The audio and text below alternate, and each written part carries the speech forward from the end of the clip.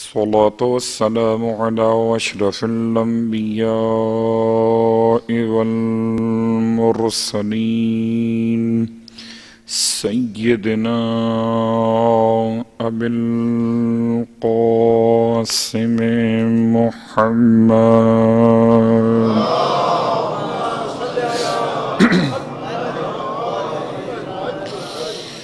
وعلى أهل بيته الطيبين الطاهرين واللعنة الدائمة على أعدائهم أجمعين أما بعد فقد قال الله تبارك وتعالى في كلامه الحميد وفرقانه المجيد قوله الحق وهو أصدق القائلين بسم الله الرحمن الرحيم ونريد أن نمن على الذين استضعفوا في الأرض ونجعلهم أئمة ونجعلهم الوارثين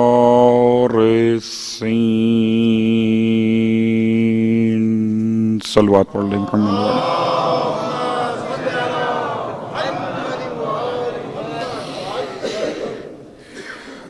تمام تعریفیں خداوند کلام کے لیے اور تمام ہدیہ درود و سلام ان صاحبان کلام کے لیے جن کے کلام سے کلام نے زندگی پائی ہے الحمدللہ الذی جعلنا من المتمسکین بالقرآن العظیم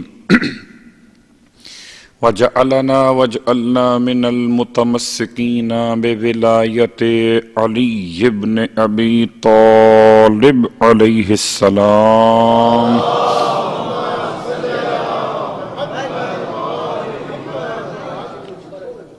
عظم اللہ اجورنا واجورکم بمصابنا بالحسین علیہ السلام وجعلنا وإياكم إن شاء الله من الطالبين بثأره مع وليه الإمام المهدي من آل محمد عليهم السلام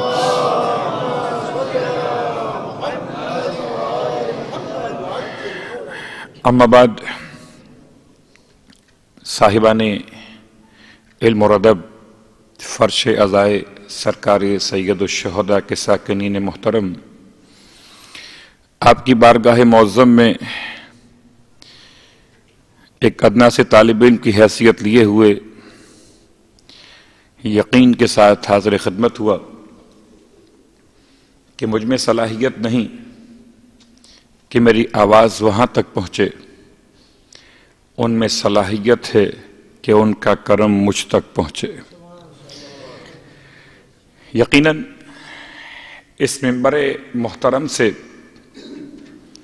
آپ نے علماء اعلام کو ذاکرین عظام کو سماعت فرمایا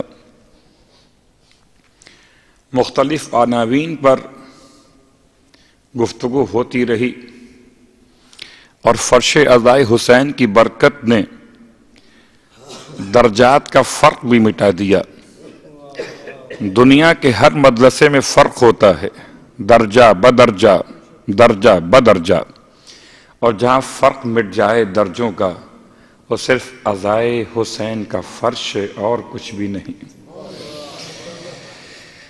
جب مملکت ایران میں مسئلہ شروع ہوا تھا تو ایک وقت ایسا بھی آیا کہ برادران نے اس بات کو بیان کیا کہ ہم مجبور ہیں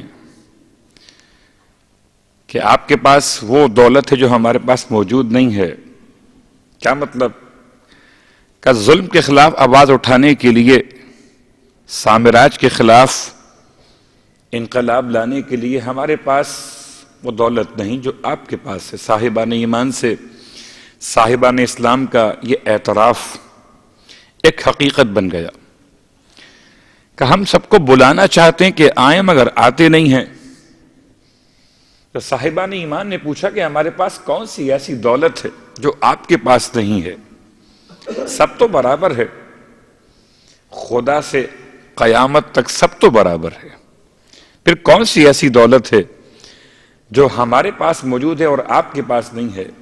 اعتراف حق کرتے ہوئے صاحبان اسلام نے سر جھکا کر کہا، سب کچھ ہے ہمارے پاس، مگر نہ فرش عزا ہے ہمارے پاس، نہ منبر حسین ہے ہمارے پاس۔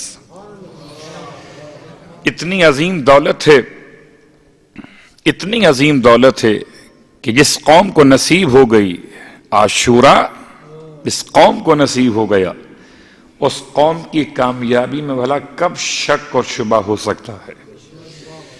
تو کبھی اس کا شکریہ ادا کیجئے کہ خدا کی عظیم نعمت ہے کہ فرش عزا پہ آنے والے تمام درجوں سے ختم ہو کر ایک ایسے مقام پر آ جاتے کہ علماء اعلام کو سننے کے بعد، ذاکرین عظام کو سننے کے بعد ان کا امتحان ہوتا ہے اگر طالب علم کو سننے بیٹھ جائیں۔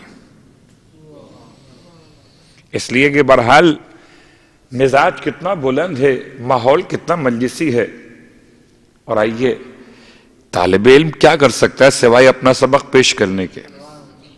سبق پیش کرنے اس خیال کے ساتھ حاضر ہوا کہ یہ بارگاہ علی رضا کے منبر کا تصدق ہے۔ واقعاً ماہ رمضان جب ختم ہو رہا تھا، آپ کو یاد ہوگا میں آپ کے یہاں سے کربلا گیا تھا، اور جب یہ ربیع الاول شروع ہو رہا ہے تو میں کربلا سے آپ کے یہاں آیا ہوں۔ اسے میں اس منبر کا تصدق نہ کہوں، آپ کی دعاؤں کا ثمر نہ کہوں تو کیا کہوں؟ میرا مقدر تو ایسا نہ تھا کہ خدا مجھ پر اتنا کرم کرتا کہ کبھی نجف میں، کبھی سامرہ میں، اور کبھی کربلا میں، اور کبھی کاظمین میں، اور کبھی مسجد امام حسین علیہ السلام ام الخنور میں ذکر حسین کا وہ شرف عطا کیا ہے۔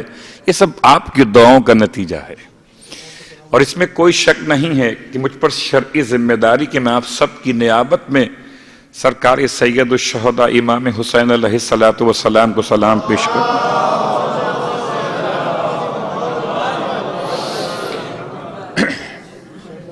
اب آپ کی دعاؤں سے ایک کام اور کروانا ہے۔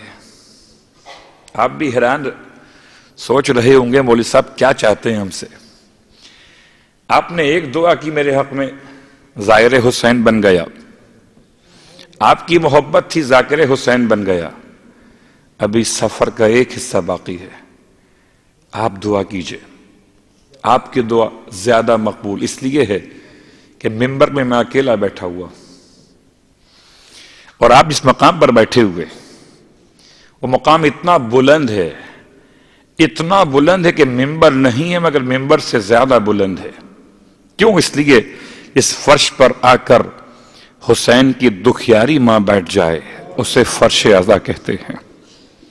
اس فرش پر آ کر اللہ کا رسول اپنے نواسے کے پرس قبول کرے اسے فرش عزا کہتے ہیں۔ اس فرش پر آ کر زمانے کا امام آنے والوں کو دعائیں دے اسے فرش عزا کہتے ہیں۔ تو آپ سے ایک التماس اور ہے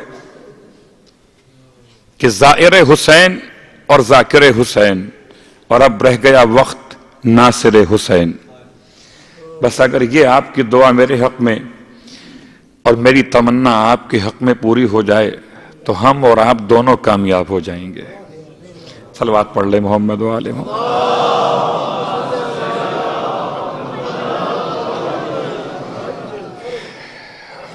عنوان کا تعلق ان ایام میں ویسے تو عام طور پر آپ سنا کرتے رہے ہیں، مختار نامہ یا حضرت امیر مختار ثقفی کے وہ حالات و واقعات جن کو بڑی توجہ کے ساتھ اس لیے سنا جاتا ہے، نہ کہ اس لیے کہ امیر مختار، بلکہ اس لیے کہ ہم سب کا ایک ہی شوق اور ایک ہی جذبہ ہے کہ اس نے چن چن کے ہر ایک بانی شر کو مارا، خولی و شمر و سنا اور عمر کو مارا۔ تو ایک کیفیت جو میرے اور آپ کے دلوں میں ہے، اس کیفیت نے مجبور کیا کہ مختار کو بار بار سنیں، لیکن مختار اگر انتقام خون حسین لے چکے، اب میرا سوال آپ سے، اگر انتقام خون حسین مختار لے چکے تو پھر اب کیوں دعا کر رہے ہیں کہ عظم اللہ اجورنا واجورکم بمصابنا بالحسین علیہ السلام وجعلنا وإياكم انشاء اللہ من الطالبین بثأرہ مع ولیہ۔ اگر انتقام ہو چکا اور چن چن کے امیر مختار نے ان سب قاتلان کو ختم کر دیا، تو اگر گناہ ایک ہو تو سزا بھی ایک ہونی چاہیے۔ اگر ایک گناہ ہے تو سزا بھی ایک ہونی چاہیے۔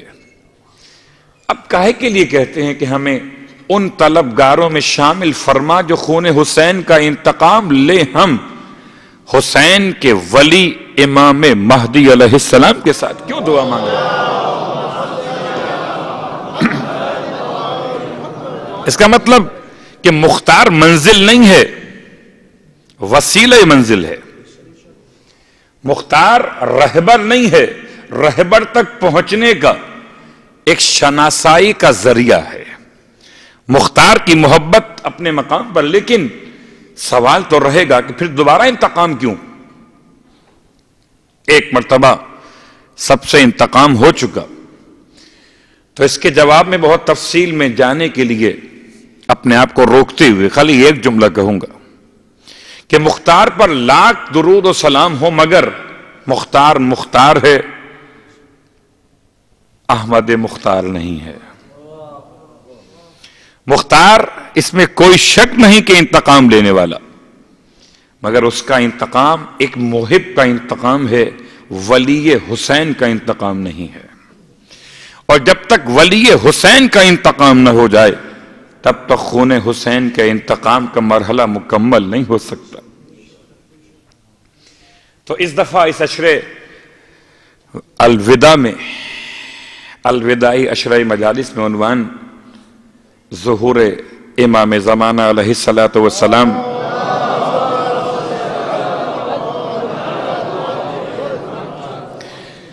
اور آپ کی وہ مخصوص کیفیات جو آپ کی حکومت کے قیام کے لحاظ سے، چونکہ بہت سارے عنوانات ہو سکتے ہیں امام کے حوالے سے، اور مجھے آقائے نجم الدین طبسی کا وہ جملہ یاد آ رہا ہے۔ کون شخصیت ہے نجم الدین طبسی؟ ایک ایسے عظیم عالم، ایک ایسے عظیم مناظرہ کرنے والے کہ جنہوں نے صحائے ستہ کو زبانی یاد کیا ہوا ہے۔ بہت ساری کتابیں ان کی مختلف عنوانات پر، اور کہتے ہیں کہ بہت زیادہ کام کرتے کرتے علامہ مجلسی علیہ الرحمہ کی کتاب بہار سے جب میں دروس کا آغاز کر رہا تھا عنوان امام زمانہ علیہ السلام پر، تو کہتے ہیں کہ میں پریشان ہوا کہ میں امام زمانہ علیہ السلام پر عنوان کا آغاز تو کر رہا ہوں، لیکن کیا صرف غیبت ہی بیان کی جائے، غیبت صغرا، غیبت کبرا، یا یہ بھی بیان کیا جائے کہ امام علیہ السلام کی حکومت کا اسٹرکچر کیا ہوگا، زاویہ حکومت معصوم کیا ہوں گے؟ یہ ان کا عنوان حکومت مہدی کے نام سے، اور اسی سے چند جملے انشاءاللہ ان 10 دنوں میں، کہ ویسے تو بہرحال اس میں کوئی شک نہیں ہے کہ 28 صفر سے آغاز ہوا مولائے متقیان علی ابن ابی طالب علیہ السلام کی امامت کا پہلا روز 28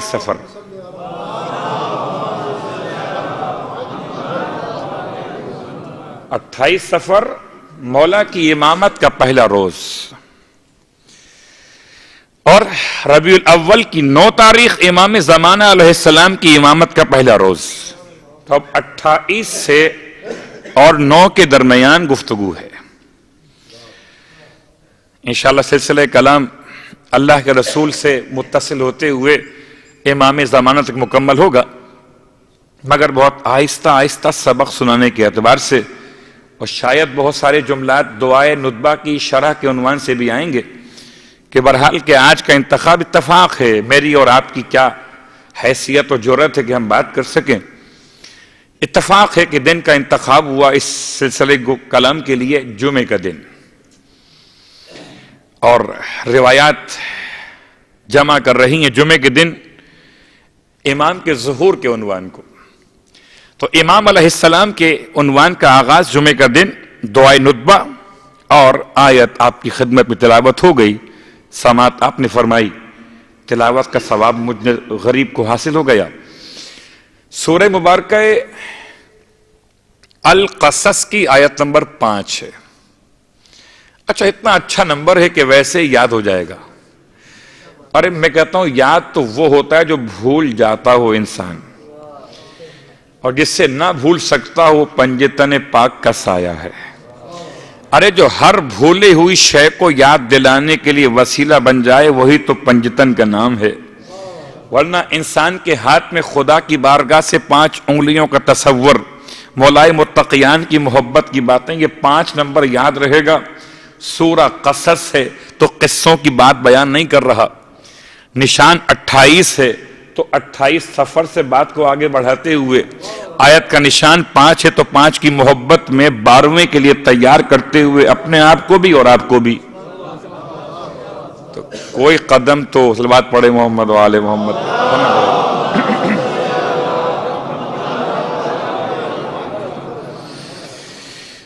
تو تمہیدی منزل پر آیت کا ترجمہ اور آیت کا ایک ایک لفظ اتنا زیادہ پیغام رساں ہے کہ نریدو ان نمن علی الذین استضعفوا فی الارض، ہم ارادہ کرتے ہیں، ہم ارادہ کرتے رہیں گے۔ نریدو، ہم ارادہ کرتے ہیں اور ارادہ کرتے رہیں گے۔ یہ کون کہتا ہے؟ یہ وہ کہتا ہے جو اگر یہ کہے کہ اریدو تو تب بھی ٹھیک تھا، متکلم واحد کا صیغہ اریدو، یا کبھی کبھی وہ اپنے آپ کو اگر منزل حویت سے بیان کرے تو یریدو کہے تب بھی ٹھیک ہے۔ لیکن عجیب انتخاب اس آیت میں نہ اریدو ہے نہ یریدو ہے، نہ اس نے اپنے ایک ہونے کے اعتبار سے بات کو بیان کیا، نہ اس نے اپنی حویت کی منزل پر ضمیر غائب کے ساتھ یریدو کے ساتھ بات کو بیان کیا، بلکہ اس منزل پر وہ نریدو کہہ کر متکلم مال غیر کے صیغے کو استعمال کر رہا ہے۔ اب میں جملہ استعمال کرنے پر مجبور ہو گیا، مال غیر، کیونکہ یہ عربی گرامر کے الفاظ ہیں، متکلم واحد اور متکلم مال غیر۔ ایک یہ کہنا کہ میں ارادہ کرتا ہوں اور ارادہ کرتا رہوں گا، اور ایک یہ کہنا کہ ہم ارادہ کرتے ہیں اور ارادہ کرتے رہیں گے۔ بھائی اگر ہم سورہ الحمد میں ایاک نعبدو متکلم مال غیر پڑھ سکتے ہیں، نستعین مال غیر کے صیغے کو خدا نے سکھایا کہ کیسے پڑھنا ہے، تو اگر بندے ہو کر نعبدو نستعینو کہہ سکتے ہیں تو خدا ہو کر نریدو کیوں نہیں کہہ سکتا؟ لیکن اس نے اپنے اظہار قدرت کے لیے بیان کیا، نریدو ہم، وہ ہم کہے تب بھی ایک ہے، یاد رہے، وہ میں کہے تب بھی ایک ہے، وہ ہم کہے تب بھی ایک ہے، اس کے ہم پر کہیں اشتباہ نہ ہونے پائے۔ تو نریدو ہم ارادہ کر رہے ہیں، خدا کہتا ہے۔ کبھی کبھی ایسا ہوتا ہے کہ بڑی صلاحیت اور قدرت کو بیان کرتے ہوئے جہاں انسان انکساری بیان کرتا ہے تو کہتا ہے میں آپ کا کام کر دوں گا، اور جہاں اپنی صلاحیت کو اور طاقت کو بیان کرنا چاہتا ہے تو کہتا ہے ہم دیکھتے ہیں کہ کون آپ کو مجلس میں آنے سے روک سکتا ہے۔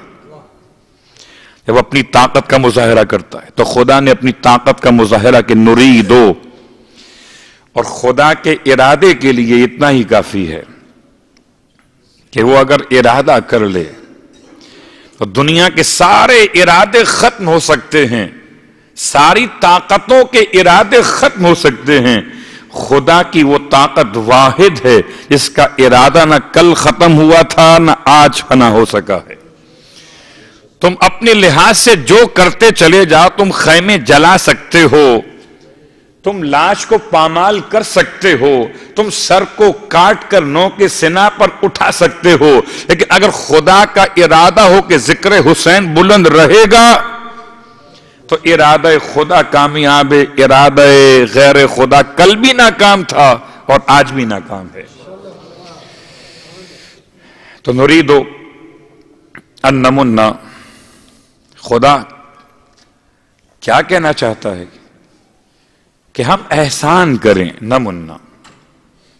اگر آپ کو یاد ہو، پچھلے سال آپ کی خدمت میں ایک سبق پیش کیا تھا میں نے، اور وہ سبق تھا محرم کی 11 تاریخ سے لے کر اور 20 تاریخ تک آپ کی خدمت میں 10 دن کا ایک سبق تھا، اور اس کے سرنامے کلام میں جو آیت تھی سورہ مبارکہ آل عمران کی آیت تھی، اور اس آیت کا خاص جملہ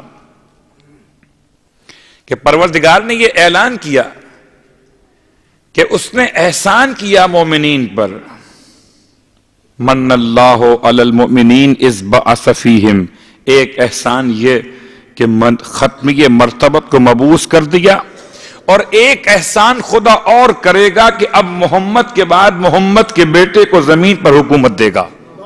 ایک احسان وہ تھا، ایک احسان یہ،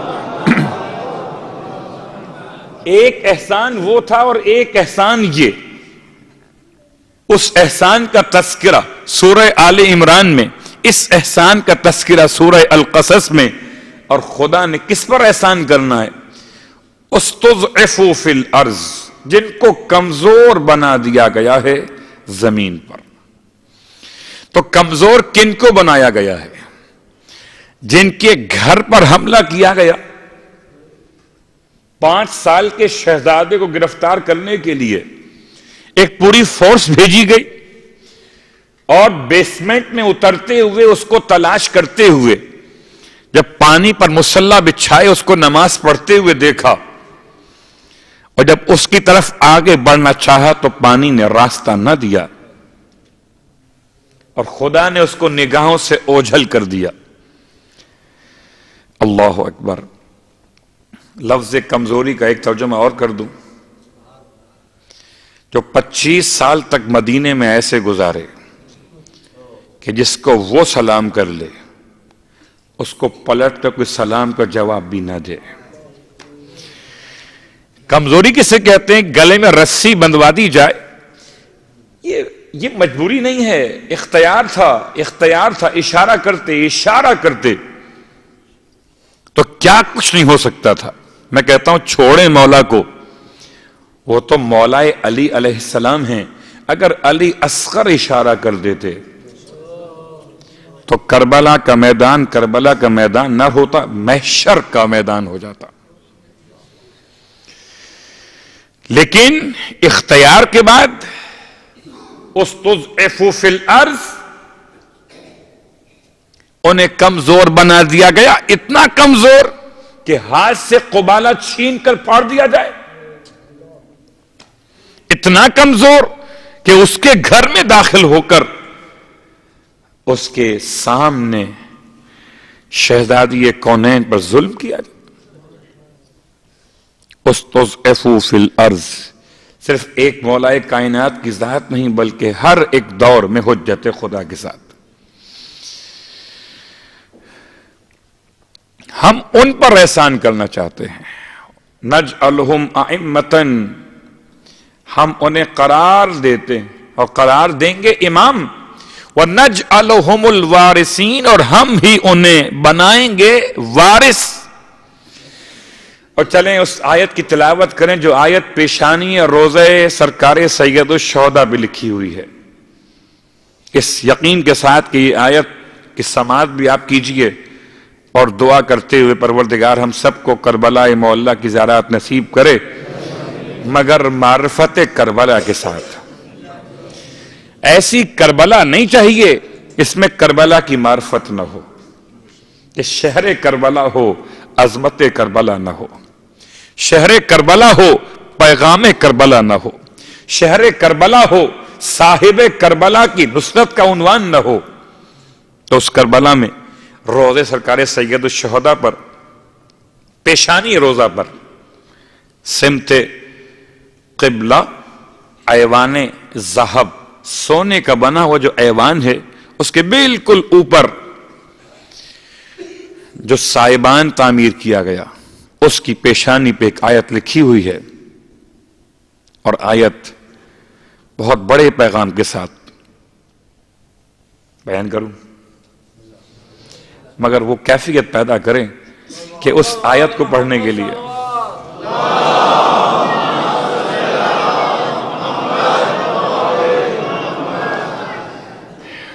ہم ابھی راستے بھر بات کرتے ہوئے آ رہے تھے کربلا کے بارے میں، جو زائرین ساتھ ساتھ تھے، اور کچھ زائرین ایسے ہیں کہ وہاں جا کر زیارت کرتے ہیں، کچھ زائرین ایسے ہیں کہ اگر وہاں نہیں جاتے اور اپنے گھر سے سلام کر لیتے ہیں تو ظاہر ہو جاتے ہیں، اس لیے کہ ہم محتاج ہیں وہاں تک جانے کے، وہ محتاج نہیں ہے کہ ہم اس تک جائیں تو سلام قبول ہوگا۔ تو اس کیفیت کے ساتھ کہ واقعی روزہ اپنے مقام پر ایک شاندار ایک کیفیت لیے ہوئے، اور کیا انتخاب کیا اس آیت کا، وَلَقَدْ كَتَبْنَا فِي الزَّبُورِ مِن بَعْدِ الذِّكْرِ أَنَّ الْأَرْضَ يَرِثُهَا عِبَادِيَ الصَّالِحُونَ، سورہ الانبیاء آیت نمبر 105۔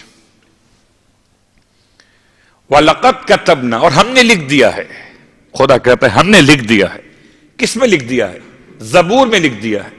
زبور سے مراد کیا؟ کتاب مخصوص زبور، یا زبور سے مراد ہر آسمانی کتاب کو زبور کہتے ہیں اس کی معنویت کے اعتبار سے؟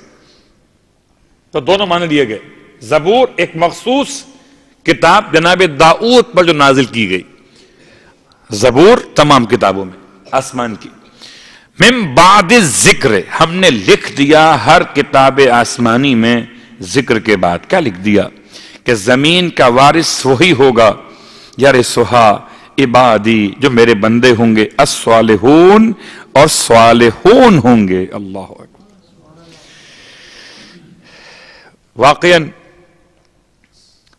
بڑا مسئلہ تھا، خدا نے آج ایسا آسانی کے ساتھ سمجھا دیا کہ اگر چلیں تہران کی متصل مضافات میں زیارت کرتے ہوئے تو شہزادہ عبدالعظیم حسنی امام علی نقی علیہ السلام کے شاگردوں میں اور آپ کے اصحاب میں شامل، اور امام کی روایت ان کے بارے میں، اور یہ روایت لکھی ہوئی ہے ان کے روزے پر کہ امام فرماتے ہیں کہ جو شخص رے میں آ کر عبدالعظیم کی زیارت کرے، امام نے لفظ تہران نہیں کہا، لفظ ایران نہیں کہا، لفظ رے اس لیے کہا کہ عمر ابن سعد نے رے کی حکومت کے لیے سر حسین کو کاٹا تھا، اور خدا نے ایسا دکھایا دنیا والوں کو کہ آج رے میں اگر حکومت ہے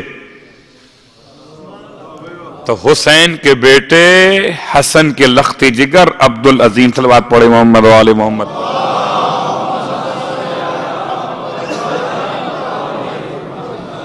جو رے میں آ کر عبدالعظیم حسنی کو سلام کرے، گویا کہ اس نے کربلا میں سرکار سید الشہداء کی زیارت کر لی ہے۔ تو رے کو بھی کربلا بنا دیا، رے کو بھی کربلا بنا دیا، اور کربلا امام کی ملکیت، صرف کربلا ہی نہیں۔ اب سمجھ میں آتا کہ مقولہ قول کتنا خوبصورت ہے کہ کل ارض کربلا،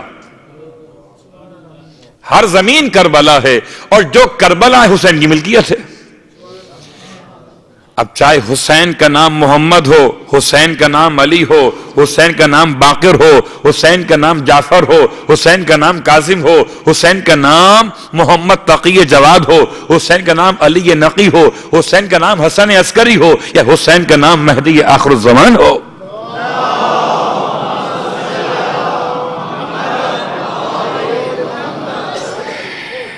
تمہید کی منزل۔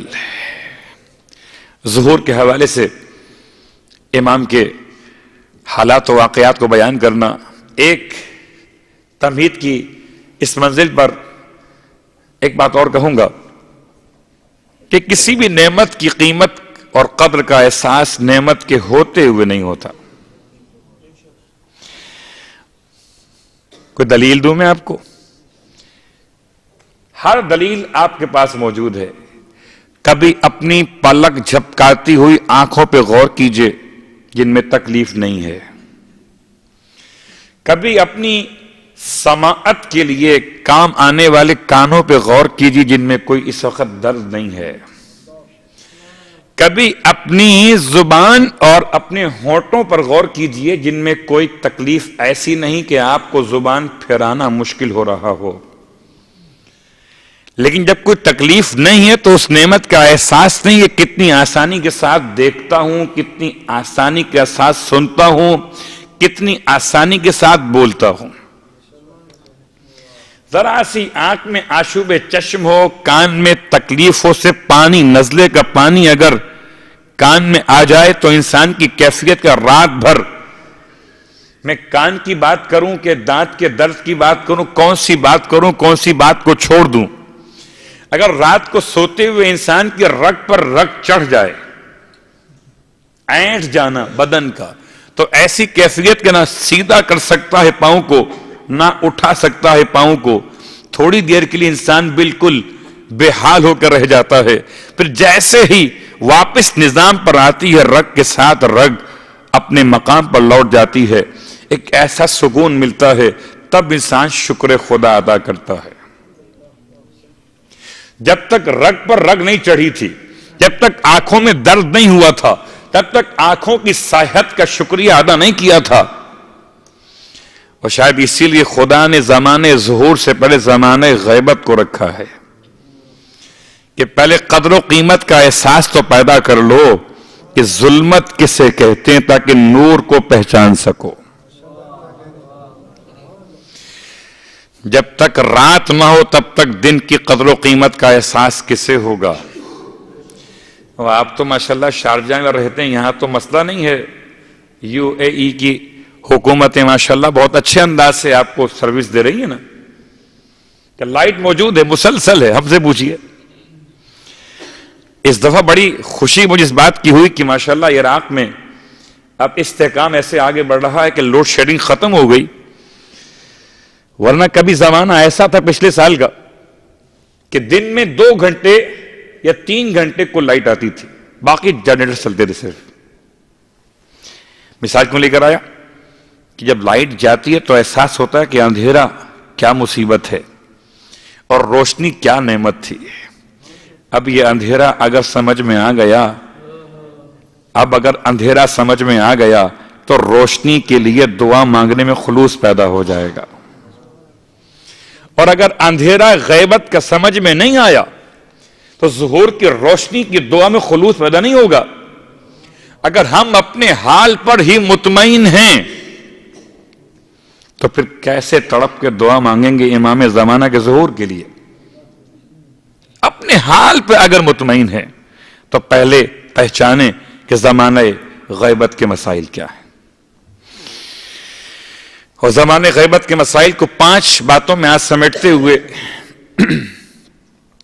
باقی کچھ تذکرہ ان ظہور کے حوالے سے 2 یا 3 جملوں میں اور بیان کر کے تمہید کی بات کو آج مکمل کروں گا. 5 مسائل زمانہ غیبت کی مشکلات کو سمجھنے کے لیے, اور پھر چلیں گے دعائے ندبہ کے اس الفاظ کے اوپر کہ جہاں این الحسن این الحسین کے بعد این ابناء الحسین, صالح بعد صالح و صادق بعد صادق, این السبیل بعد السبیل, این الخیر بعد الخیر, این الشموس الطالعہ, این الاقمار المنیرہ.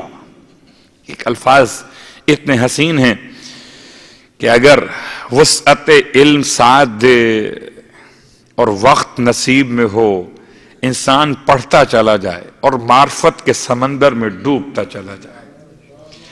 اور جتنا معرفت کے سمندر میں ڈوبتا ہے اتنا ہی خدا کے عرش کے قریب نکھرتا چلا جاتا ہے. 5 مشکلات کیا ہیں؟ پہلی مشکلات کا نام حکومت ظلم و جور زمانہ غیبت، بنو عباس، بنو امیہ اور اس کے بعد کے حکمران آپ کے سامنے۔ زمانہ غیبت کی پہلی مشکلات زمانہ غیبت میں حکومت ظلم و جور، اور اس کے بعد دوسری مشکل، کیونکہ آج تمہید ہے، تفصیل نہیں ہے، لوگوں کی بے دینی کی حالت۔ زمانہ غیبت کی دوسری بڑی مشکل، اللہم لا تجعل مصیبتنا فی دیننا، اے پروردگار ہماری مصیبت کو ہمارے دین کی مصیبت نہ قرار دینا۔ ہم پر مصیبت آئے، ہمارے دین پر مصیبت نہ آئے۔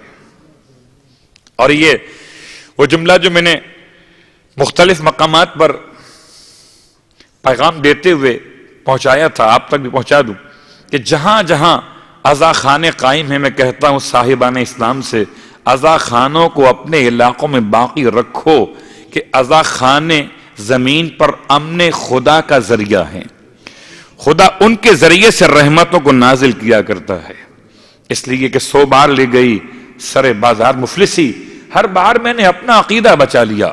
میں نے پڑھی تھی اپنی حفاظت کے واسطے ناد علی نے سارا قبیلہ بچا لیا۔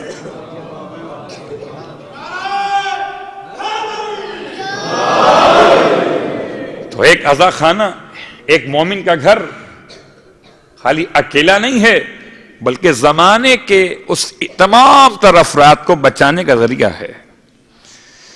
تو دوسری بڑی مصیبت زمانے غیبت کی، لوگوں کی بے دینی کی حالت۔ اسی لیے دعائے ندبہ کا جملہ، اینا محیی معالم الدین و اہلہ، کہاں ہے وہ جو دین اور اہل دین کی نشانیوں کو زندہ کر دینے والا ہے۔ اور پھر وہ دعا کے الفاظ کے پروردگار ہماری مصیبت کو ہمارے دین میں نہ قرار دینا، ایسا نہ ہو کہ دین پر آنا چاہ جائے۔ تیسری غیبت کے زمانے کی مشکل، لوگوں کی اخلاقی حالت۔ واقعاً زمانے ظہور کے بعد کیا کیفیت ہوگی، کس طرح صبر و تحمل ہوگا، کس طرح عقلیں کامل ہو جائیں گی، کیسے علم کی صلاحیت انسانوں کو مکمل طور پہ مل سکے گی۔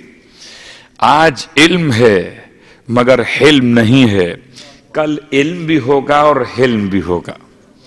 آج کنٹرول نہیں اپنے اوپر انسان کو۔ لوگوں کی اخلاقی حالت کتنی خراب ہو چکی ہے کہ بے اخلاقی نے تمام تر مسائل کو اپنے دامن میں ایسے لے لیا کہ سب کچھ پڑھایا جاتا ہے سوائے اخلاق کے۔ حتیٰ کہ مدارس کی بات کروں تو بہت ڈرتے ہوئے، بہت کم جگہ ایسی ملیں گی آپ کو کہ جہاں اخلاقیات کو باقاعدہ ایک سبجیکٹ کے طور پہ شامل کیا گیا ہے۔ اخلاقیات زمانہ غیبت کی تیسری مشکل، لوگوں کی اخلاقی حالت جو ناگوار ہے۔ اور چوتھی امن و امان کے مسائل، زمانہ غیبت امن و امان کے مسائل۔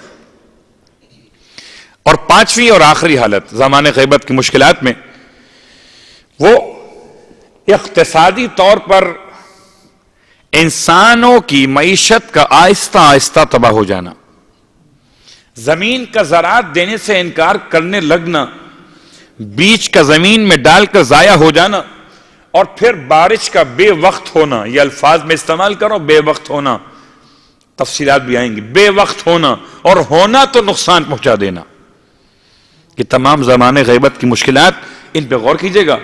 پھر ہم کل بات کو شروع کریں گے کہ پھر زمانے غیبت کی مشکلات کو زمانے ظہور کیسے ختم کرے گا،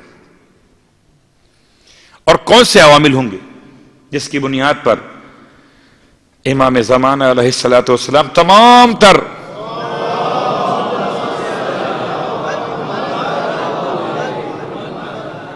مسائل کو حل کرنے کے لیے ایک پورا لشکر ترتیب دیں گے۔ لشکر، جی ہاں، اس لشکر کے تعارف میں لفظ ظہور کے ساتھ آج صرف آغاز کے طور پر ایک تذکرہ ایک ایسی خاتون کا جو لشکر میں شامل ہوں گی۔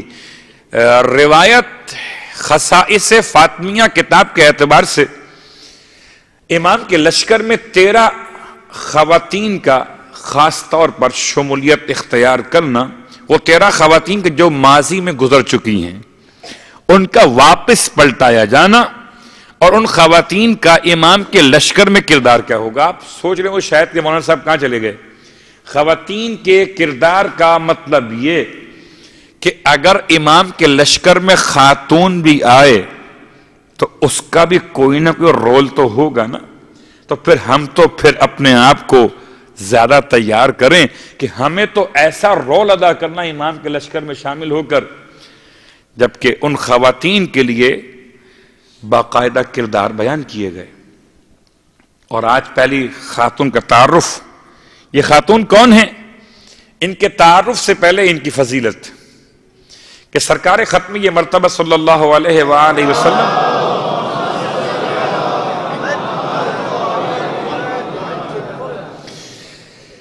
سفر معراج میں مسجد حرام سے آپ جا رہے تھے مسجد اقصی کی جانب۔ صاحبان علم کا مجمع ہے، مجھ سے بہتر جانتے ہیں کہ سفر معراج کے 2 حصے، ایک زمین سے زمین تک کا سفر، ایک زمین سے آسمان تک کا سفر۔ تو زمین سے زمین تک کے سفر میں جب آپ مسجد حرام سے مسجد اقصی تک پہنچے تو درمیان میں ایک ایسی جگہ سے آپ کا گزر ہوا، اس جگہ سے ایسی خوشبو اللہ کے رسول کے مشام تک پہنچی ہے کہ آپ نے سوال فرمایا جبرائیل امین سے کہ کیسی خوشبو ہے، مشک و عنبر سے زیادہ تیز خوشبو یہاں سے آتی ہے۔ جبرائیل امین کہتے ہیں یا رسول اللہ، یہ بات میں پھر یاد دلا دوں آپ کو کہ اللہ کے رسول کا سوال کرنا تحصیل علم کے لیے نہیں ہے، اور نہ جبرائیل امین کا جواب دینا رسول کے علم میں اضافے کے لیے ہے، بلکہ بالکل ایسے جیسے کوئی آفیسر دفتر کے ملازم سے پوچھتا ہے کہ یہاں کیوں رکھا ہوا ہے، یہ یہاں کیا ہے، ویسے جبرائیل امین کا جواب ہے، ورنہ ختمی مرتبت کو نہ سوال کی ضرورت تھی نہ جبرائیل میں جواب کی صلاحیت تھی۔ اگر رسول نہ ہوتے تو کائنات ہی نہ ہوتی۔ تو اللہ کے رسول کا سوال اس لیے تھا کہ تاکہ مورخ پہچان لے، تاریخ میں یہ بات آ جائے۔ آپ نے سوال کیا جبرائیل یہ خوشبو کیسی آ رہی ہے؟ جبرائیل امین جواب یا رسول اللہ یہ جگہ وہ ہے کہ جہاں پر ایک خاتون کو جلانے کے بعد اس کی خاک یا راکھ ڈالی گئی تھی، اس کو آپ راکھ کہتے ہیں، روایت میں لفظ خاک۔ کون خاتون؟ کہ وہ خاتون کے جو حضرت حزقیل کی بیوی ہے۔ حزقیل کون کا؟ مومن آل فرعون۔ حزقیل کی بیوی کون کا؟ حضرت سیانہ خاتون، سواد یہ الف نون گولتے سیانتن۔ اور حضرت سیانہ خاتون کیا کرتی تھی فرعون کے محل میں؟ اس کی فرعون کی بیٹی اور اس کے سر کے بالوں میں کنگھی کرنے کی ذمہ داری ان کی تھی۔ روایت آپ کی پوری سنی ہوئی، مگر اس خاتون کا لشکر امام میں شمولیت اختیار کرنا۔ سیانہ خاتون اس نے کیا کیا ہے؟ کون سا نیک کام کیا ہے؟ اپنے ایمان کو چھپا کر رکھنا، وہ آپ مجھ سے بہتر جانتے ہیں، یہاں پر رہتے، اپنے ایمان کو چھپا کر رکھنا ان سے زیادہ مشکل ہے جو اپنے ایمان کو ظاہر کرنے میں آزاد ہوں۔ اپنے ایمان کو چھپا کر رکھنا ان سے زیادہ مشکل ہے جو اپنے ایمان کو ظاہر کرنے میں آزاد ہوں، یہ اپنے ایمان کو چھپائے ہوئے۔ بھئی ایمان تو کہیں نہ کہیں جھلک جاتا ہے نا، میں کہوں کہ اگر جام بھرا ہوا تو کبھی نہ کبھی چھلک جاتا ہے، تو جو نور توحید تھا اس خاتون میں بھرا ہوا خدا کی محبت میں، وہ چھلک گیا۔ کب؟ جبکہ کنگھی کرتے کرتے اس کے ہاتھ سے کنگھی چھوٹ کے زمین پر گر پڑی. اس نے کنگھی اٹھاتے بسم اللہ کہہ کر جو ہاتھ بڑھایا اللہ کے نام سے، تو کہتی ہے فرعون کی بیٹی کہ کیا تو نے میرے باپ کا نام لے کر اس کو یاد کیا ہے؟ وہ کیا جلال ہے، کیا جرأت ہے، بغیر ڈرے بغیر رکے ہوئے کہتی ہیں سیانہ خاتون کہ میں نے اس کے نام سے ابتدا کی ہے کہ جو تیرے باپ کا بھی خالق ہے اور تیرے باپ کو بھی مار دینے کی صلاحیت رکھتا ہے. یعنی میرا یہاں پڑھنا بھی آسان، آپ کا سننا بھی آسان، مگر اس طرح حق بات کہنا وہاں اتنا آسان نہیں تھا. بس یہ سنتے کے ساتھ وہ فرعون کی بیٹی دوڑتی ہوئی گئی، سارے کام چھوڑ دیے، جا کے باپ سے شکایت کر رہی کہ یہ موسیٰ کے رب کو مانتی ہے. چلیں اتنی بات تو واضح ہو گئی کہ جو خدا کا نام لیتا تھا اسے کہا جاتا تھا کہ یہ موسیٰ کے رب کو ماننے والا ہے، موسیٰ کے رب کو ماننے والا ہے. اس خاتون کے لیے شکایت ہوئی، فرعون نے بلوایا، اس کے سامنے اقرار کیا کہ ہاں میں خدا کو خدا سمجھتی، میں موسیٰ کے رب کو اپنا خدا مانتی ہوں. فرعون پریشان کہ میرے گھر میں رہتے ہوئے، بہت غور کیجئے گا، اب اسے فکر ہو گئی ہوگی نا کہ میری بیٹی کے سر میں کنگھی کرتے کرتے کہیں یہ اپنا عقیدہ اس کے دماغ تک نہ پہنچا دے. حکم دیا، اس کے 4 بچے ہیں اور چاروں کو ایک ایک کر کے جلتے ہوئے تندور میں ڈالا جا رہا ہے. ماں کے لیے اس سے بڑا امتحان، ماں کو خود مار دیا جائے مشکل نہیں ہے، لیکن ماں کے سامنے اگر اس کے بیٹے زندہ جلائے جائیں، اچھا تلوار سے کٹنا آسان ہے، اوپر پہاڑ سے نیچے گرا کر مار دیا جائے تو بھی آسان ہے، لیکن جل کر مرنا آسان نہیں ہے. چربی کا پگھلنا اور آہستہ آہستہ ایک ایک حصے کا جلنا ایک ایسی تکلیف ہے جس کو میں بیان نہیں کر سکتا. اس کے 4 بیٹے، 3 بیٹے ڈال دیے گئے، 4تھا بیٹا دودھ پیتا وہ بچہ ہے. امام کے لشکر میں اسے دوبارہ زندہ کیا جائے گا. اس خاتون کا تذکرہ ہے، ان 13 خواتین میں آج پہلی خاتون کا عنوان. اور جب آخری وہ بچہ رہ گیا، وہ 3 قربانیاں پیش کر چکی، 4تھے کے لیے اس کا دل متوجہ ہے اور رک رہی ہے کہ اس کو قربان کرے کہ نہیں کرے. تو بچے نے بحکم خدا گویائی اختیار کی، جو نہیں بولنے کا سن تھا اس میں بول پڑا اور ماں سے کہا صبر کر لے کہ خدا بند عالم تیری اور میری مشکل کو آسان کر دے گا. اور آخری مرحلے پر اس بچے کو اس کی ماں کے ساتھ اٹھا کر تندور میں، جلتے ہوئے تندور میں ڈال دیا گیا. ایک روایت ہے. اب جبرائیل امین کہتے ہیں یا رسول اللہ، وہ جو جلی تھی نا، اس کے جلنے کے بعد جو اس کی خاک رہ گئی تھی یا اس کی راکھ بچی تھی، اس کو جس مقام پر ڈالا گیا تھا، یہ وہی مقام ہے کہ جہاں سے آپ کو خوشبو آ رہی ہے. تو امام کے لشکر میں خواتین کا رول کیا ہوگا؟ وہ اپنے مقام پہ سوال، لیکن اس کا جواب آہستہ آہستہ آئے گا کہ جیسے لشکر کے مسائل ہوں گے ویسے شرکت کرنے والوں کے کردار معین کیے جائیں گے. لیکن اس میں کوئی شک نہیں ہے کہ ہر مشکل کا ایک ہی حل ہے، ہر پریشانی کا ایک ہی علاج ہے، ساری مشکلات ختم ہو جائیں.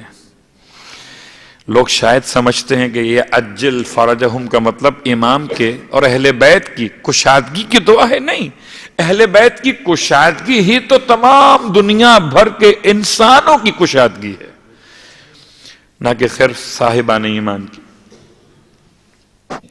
ایک طرف ایک وہ سیانہ خاتون حضرت حزقیل کی شریک حیات جن کو خدا دوبارہ زندہ کرے گا، تندور میں جلائے جانے کے بعد دوبارہ زندہ کی جائے گی اور امام کے لشکر میں آخر زمانہ میں ظہور کے بعد شامل ہو جائے گی، اپنے بچے کی قربانی پیش کرنے والی۔ لیکن ایک اور پرسہ اور تعزیت پیش کرنا ہے۔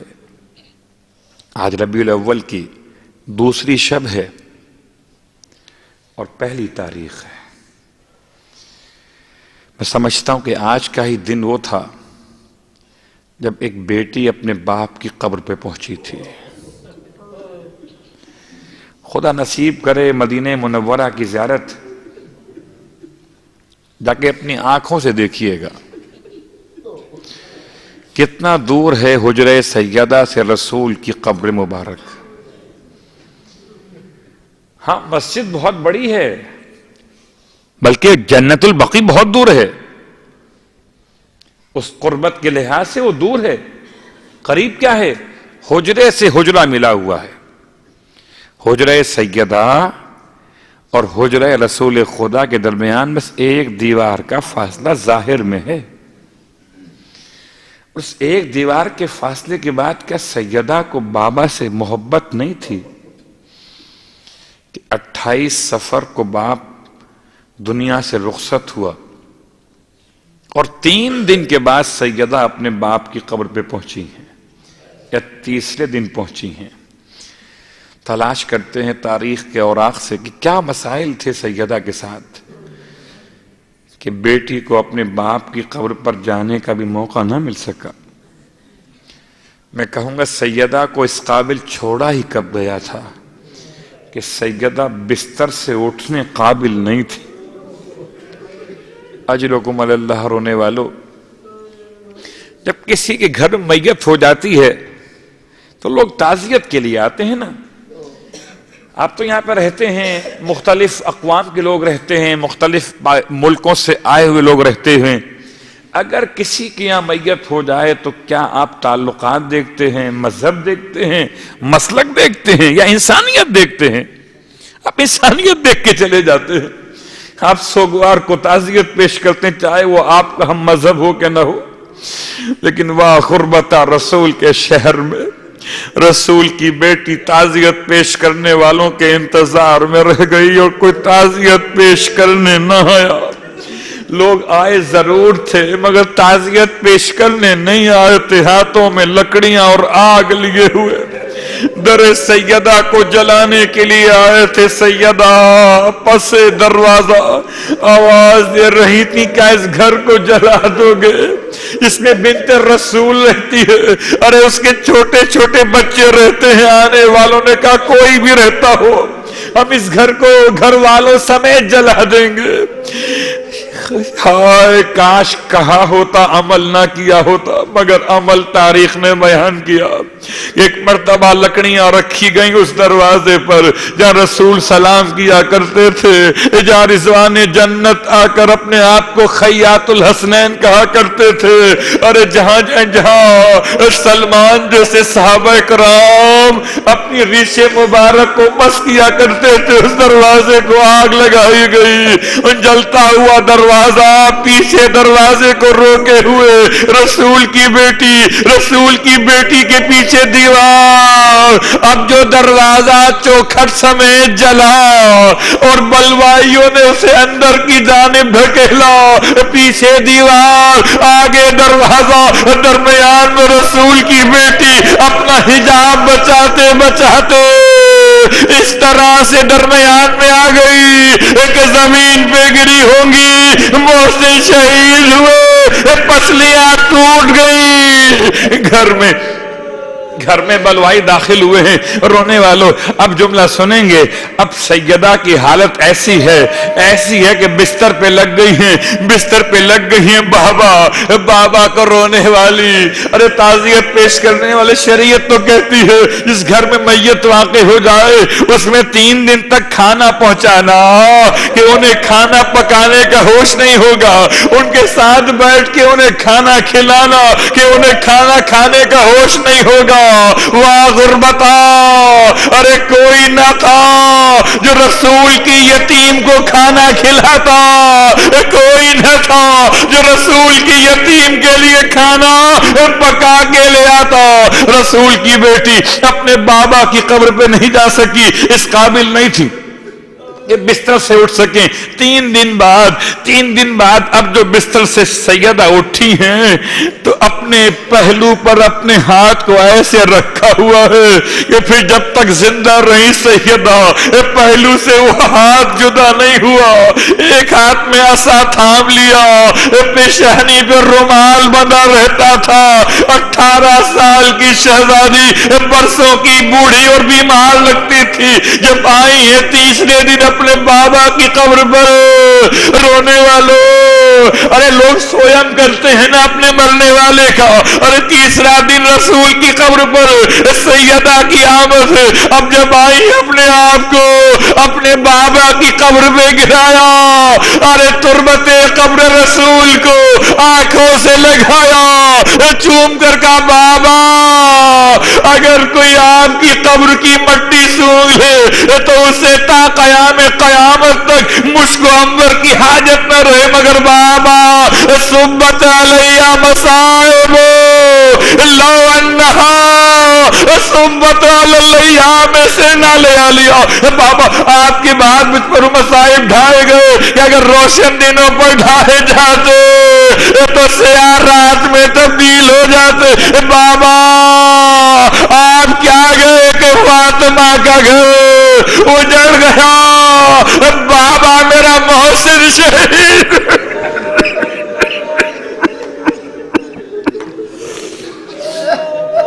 اللہ ولعنۃ اللہ علی القوم الظالمین وسیعلم الذین ظلموا ای منقلب ینقلبون. بار اللہ واسطہ محمد و آل محمد کا ہماری اس عبادت کو اپنی بارگاہ میں قبول و مقبول فرمائے. بار اللہ واسطہ محمد و آل محمد کا پروردگار, آج تیسرا دن ہے اللہ کے رسول کی وفات کا. پروردگار گھر میں کیسے سیدہ نے یہ دن گزارے ہوں گے. شہزادے اور شہزادیاں کیا ماں کو سنبھالتے ہوں گے یا نانا کو یاد کر کے روتے ہوں گے. پروردگار ہائے گلے میں رسی باندھی جانے کے بعد مولا کائنات کے لیے کتنا مشکل وقت تھا. پروردگار ہم پرسہ و تعزیت پیش کرتے ہیں اللہ کا رسول کی وفات اور شہادت کی مناسبت سے جناب سیدہ کی خدمت میں. مگر سیدہ اپنے بابا کی قبر پر تیسرے دن آ تو گئی نا, لیکن ایک بیٹی تو کربلا میں ایسی بھی تھی جو اپنے باپ کی قبر پر 40ویں پر بھی نہ آ سکی. آتی تو کیسے کہ زندان میں ہی قبر بن گئی. پروردگار واسطہ تجھے سیدہ کا جو اپنے بابا کو روتی تھی. پروردگار واسطہ اس سکینہ کا جسے حسین پر رونے نہ دیا گیا. پروردگار واسطہ اس صغرا کا جو مدینے میں منتظر رہ گئی اور بابا کی طرف سے کوئی لینے بھی اسے نہ پہنچ سکا. پروردگار یہ پردیس میں بیٹھے ہوئے صاحبان ایمان اپنی اپنی مشکلات کا حل چاہتے ہیں. پروردگار ان پر جناب سیدہ کی چادر کا سایہ قائم کر دے, ان کو مشکلات سے بچا لے. پروردگار تمام مانگنے والوں کی حوائج شرعیہ کو پورا فرما دے. پروردگار واسطہ محمد و آل محمد کا پروردگار ہمارے گناہان کبیرہ و صغیرہ کو معاف فرما دے. پروردگار وہ تمام گناہ معاف کر دے جو نصرت امام کے لیے رکاوٹ بننے والے ہوں. بار اللہ واسطہ محمد و آل محمد کا پروردگار موت اور حیات تیرے اختیار میں, مرنے سے پہلے کربلا محلہ کی زیارت نصیب فرما. پروردگار مرنے کے بعد کربلا والوں کی شفاعت نصیب فرما. جنت میں کربلا والوں کے قدموں میں غلاموں کو جگہ نصیب فرما. امام زمانہ علیہ الصلوۃ والسلام کے ظہور میں تعجیل فرما اور ہم سب کو امام علیہ السلام کے ادنا ترین خدمت گزاروں میں شامل فرما۔ پروردگار بہت ظلم و جور اپنی آنکھوں سے دیکھ لیا میرے مالک، اور کتنی نسلیں اب دعا کرتے کرتے ختم ہو جائیں گی۔ پروردگار جو مدت باقی رہ گئی ہے اب اسے معاف فرما دے، جو ظہور امام کل ہوتا ہو اسے آج فرما دے، مگر اس ظہور امام سے پہلے ہمیں ظہور کے لیے تیاری کرنے کی توفیق عطا فرما۔ ربنا تقبل منا انک انت السمیع العلیم بجائے محمد وآلہ المعصومین برحمتک یا ارحم الراحمین۔ ماتم حسین۔